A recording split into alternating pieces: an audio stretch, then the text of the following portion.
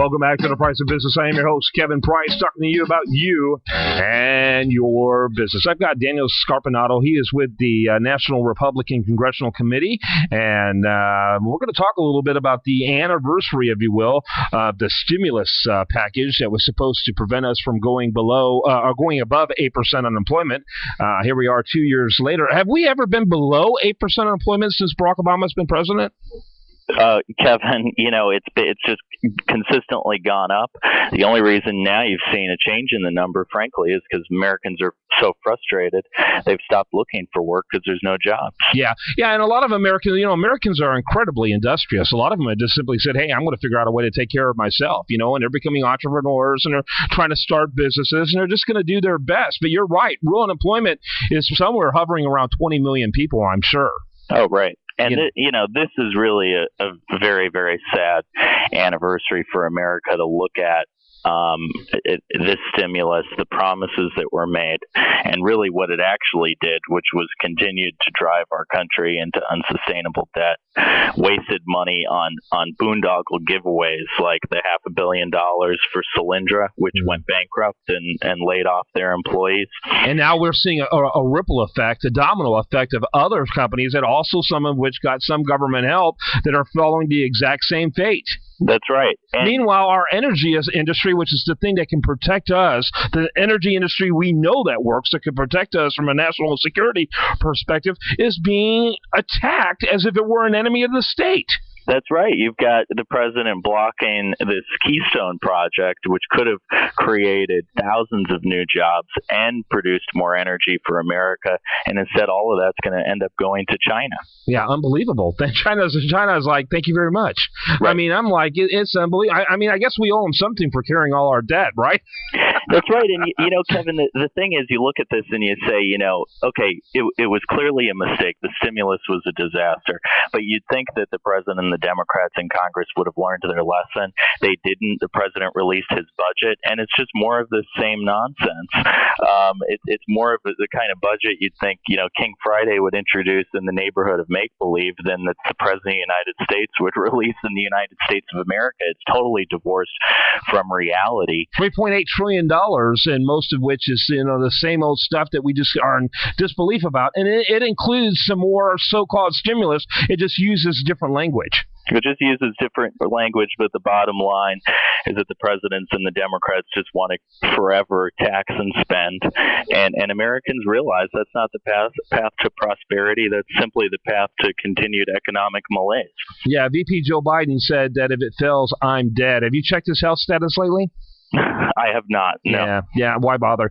Yeah, I mean, it's just it's incredible. And the thing about it is that I have to tell you, and I know who you work for, the NRCC, and I have a lot of guys, members of Congress, who are friends who've been guests on this program.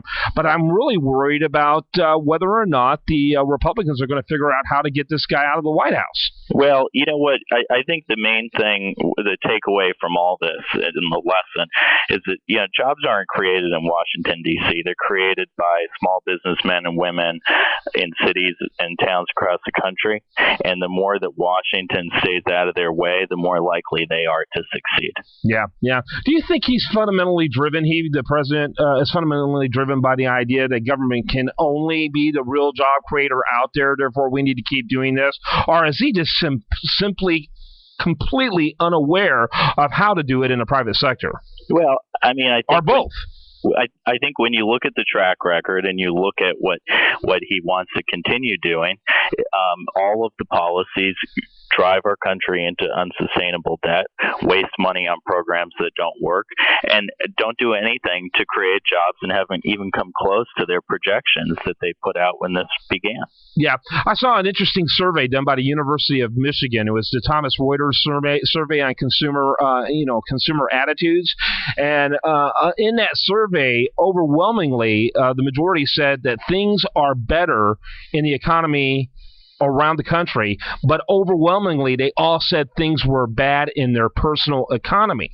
Mm-hmm. Now, to me, I interpret that as saying they're getting bad news, or in other words, inaccurate news from a media that clearly wants to see Barack Obama to get reelected. Well, and obviously, I think what that shows is that Americans are out there looking for work. They don't understand why the president and the Democrats in Congress continue to push policies that aren't doing anything other than continuing this unsustainable debt and wasting money on things that don't work or create jobs. Yeah, absolutely. So one of the questions I ask a lot of members of Congress who come through here is, of course, I can't get any Democrats to. I haven't figured out why, but I have a lot of Republicans come through here.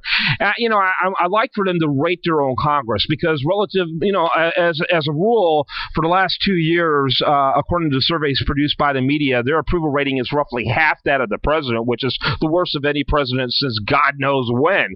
And so, why do you think that's the case?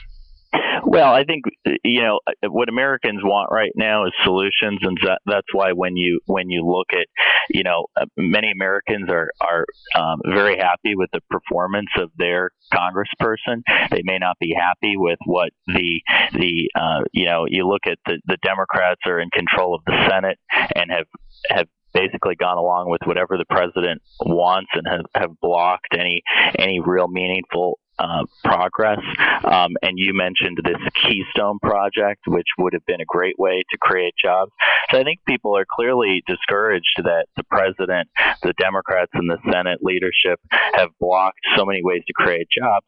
But I think a lot of people are happy with their members of Congress that they elected last year in a real historic election where you had so many folks, as you know, who ran on getting back to creating jobs, economic prosperity, and stopping the unsustainable. So you're saying they're just unhappy with the institution, but they probably like their own member, is what your thoughts are.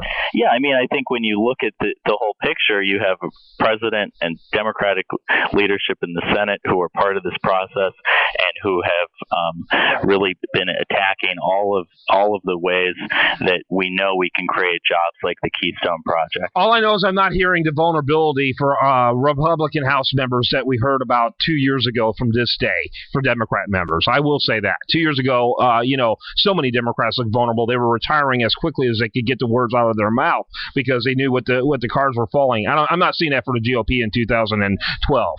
Well, I think for you and me and many of your listeners, the idea of Nancy Pelosi as Speaker of the House again is not something that we want or that America wants. Wow, scary. We've seen that. Daniel Scarpinato, thanks so much for being with us. He's with the NRCC. Good job. Thanks.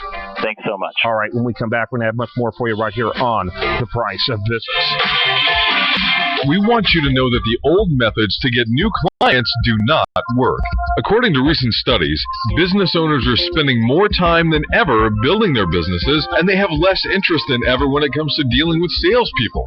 So how do you get their attention in this tough economy? A new free report details a program used to profoundly open doors. It's been used on CEOs of Fortune 500 companies, famous entrepreneurs, and even national government leaders. Simply send an email to info@usdailyreview.com.